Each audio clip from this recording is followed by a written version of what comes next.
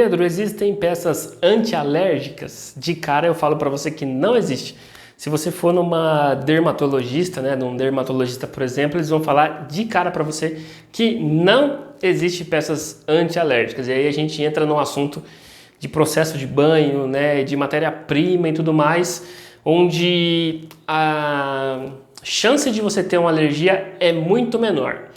Hoje, o que são utilizados peças para não causar alergias? Então, normalmente, quando você vai furar uma orelha e tudo mais, são peças de aço inox, inox cirúrgico. O inox ele tem vários níveis de inox, vários tipos de inox, mas existe o inox cirúrgico, onde muita gente usa, 99,9% das pessoas utilizam e não tem nenhum tipo de alergia. Então, esse é o primeiro ponto. Segundo ponto, ouro, peça com ouro maciço, aliança. Você já viu alguém com alergia de aliança? Ninguém, nunca vi ninguém ter alergia de ouro, de prata. Então, metais preciosos não causam alergia, ou muitas pessoas não sentem alergia de metais preciosos. Então, esse é um ponto que você precisa prestar atenção na questão dos seus clientes e da onde você está comprando, para saber a composição do que você está comprando, se ali pode causar uma alergia para os seus clientes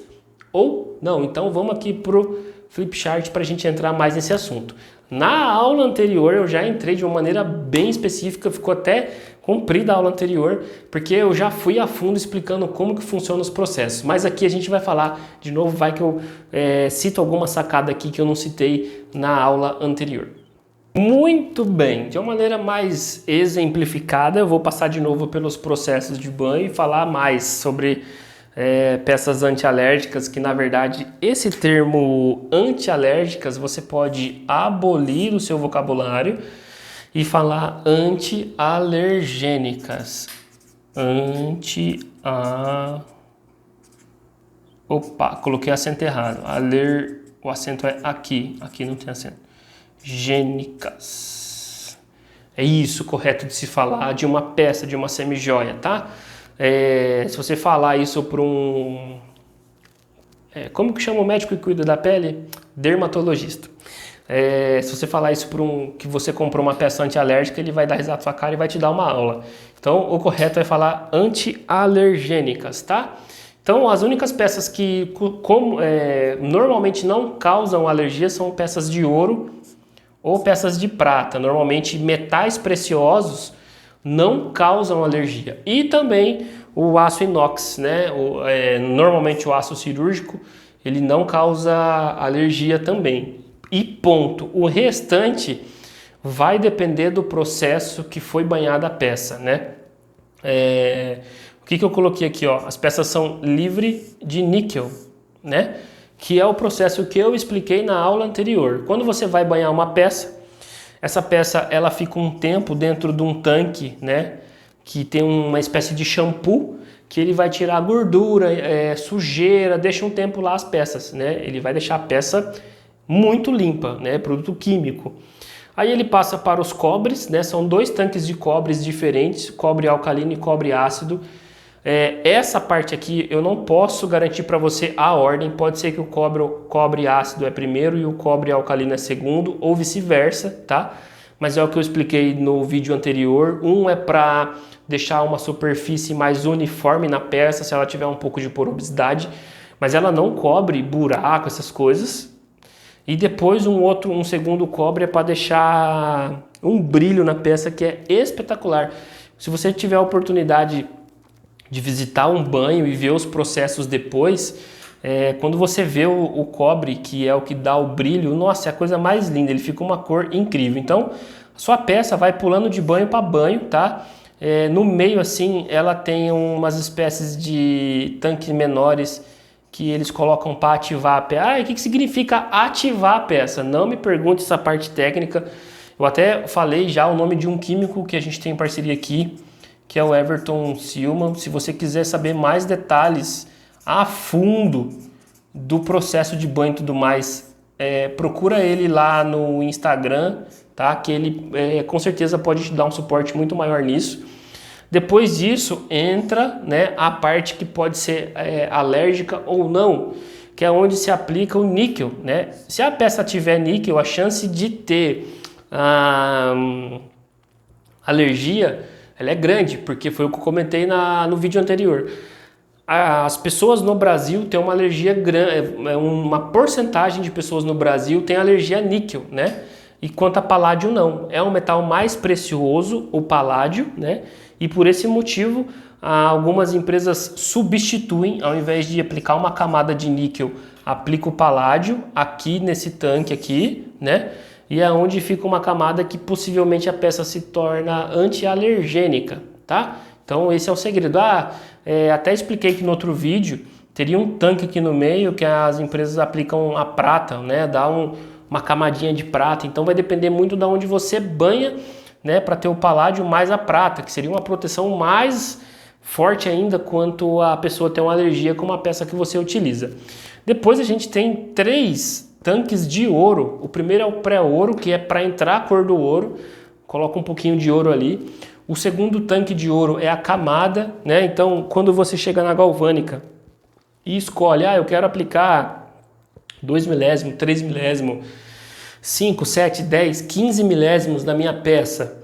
É nesse penúltimo tanque aqui, né? Vamos dizer assim, mas não é o penúltimo, que você aplica a camada de ouro que vai na peça e terminada a camada, vem para a cor final, que aqui é onde vai chegar, aqui na verdade é a tonalidade de ouro que você escolheu. Teoricamente esse é o último tanque, mas na prática não é, porque às vezes o verniz, tem verniz que é por imersão, depois da cor final ele entra num tanque onde tem o verniz, então depende do tipo de verniz que você vai aplicar. Tem um tanque do verniz, né? Bom, enfim. E aí, esse seria basicamente o processo de banho que se aplica numa peça para ela se tornar antialergênica ou não.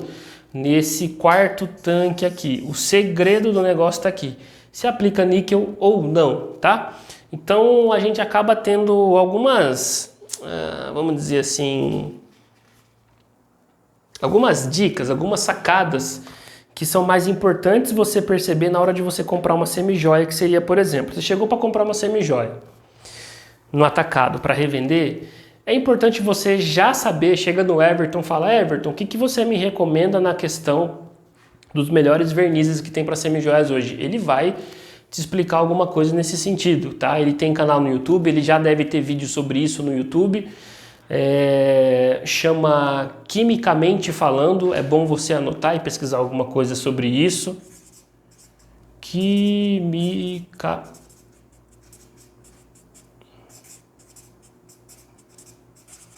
Quimicamente Falando, você encontra, acredito que você encontra o canal dele nesse sentido aí, para você ver sobre verniz, e você chega na loja que você vai comprar e fala, que tipo de verniz vocês aplicam nas peças? E eles vão te falar o verniz que está aplicado nas semijoias que eles vendem lá no atacado. E aí você já começa a filtrar, começa a entender, né, até onde pode aguentar esse verniz que eles aplicaram e tudo mais. Pode existir o caso de que a empresa fala assim, eu apliquei o verniz cataforético e não ter o verniz cataforético. Pode existir esse caso. Tanto talvez por uma informação não adequada da própria loja ou do banho na onde a loja banhou, na galvânica, né? Às vezes a loja pediu, a fábrica pediu para banhar com o cataforético e o banho não aplicou o cataforético que a loja pediu. Isso pode acontecer, tá? Já vi acontecer e as peças começarem a dar problema. Tem os tipos de verniz que eu já comentei em aulas anteriores também, que é o nanotecnológico, são vernizes extremamente utilizados hoje em dia porque eles são muito bons também, e a vantagem é que eles não, como é que eu posso dizer? Eles não tiram o brilho da peça e eles não alteram a cor do banho. Então, são muito utilizados hoje em dia esses dois tipos de verniz, o cataforético e o nanotecnológico, tá bom? De sacada, era isso que eu tinha para passar para vocês. Uma outra sacada que eu já tinha falado seria essa, de algumas empresas aplicar o paládio mais a prata. O que você precisa entender? vamos falar assim, de 100% das empresas que vendem no atacado, eu diria, Pedro, né? Aí talvez seja uma percepção minha, mas aqui em Limeira eu acho que uns 10% no máximo das empresas aplicam esse banho, né, do paládio mais a prata antes do ouro. Por quê? Porque isso se torna caro e você não se torna tão competitivo, né? Quando você for fazer o seu preço final, né, o preço de revenda, você não está competitivo no mercado para conseguir vender bastante. Seu preço vai ficar acima, provavelmente, do mercado. A não ser que você tenha uma margem muito, muito, muito menor do que a concorrência, né, para estar competindo em termos de margem, né? Não estou falando de preço. Então, enfim, existe uma série de coisas que você precisa entender, né? E aí você vai buscando conhecimento e tudo mais para você conseguir ser competitivo, ter peças de qualidade e não ser enganado, não ser passado para trás, apesar de, né? Às vezes até o seu próprio fornecedor foi enganado. Então, às vezes nem compensa você crucificar o seu fornecedor, porque às vezes ele nem sabe que a galvânica tá passando a perna nele. E aí vale a pena você conversar, explicar o que está acontecendo e tudo mais para vocês entrarem no acordo e eles te ressarcirem, trocar as peças ou banhar de novo e tudo mais, tá bom? Então é isso que eu tinha para falar nessa aula. Até a próxima aula.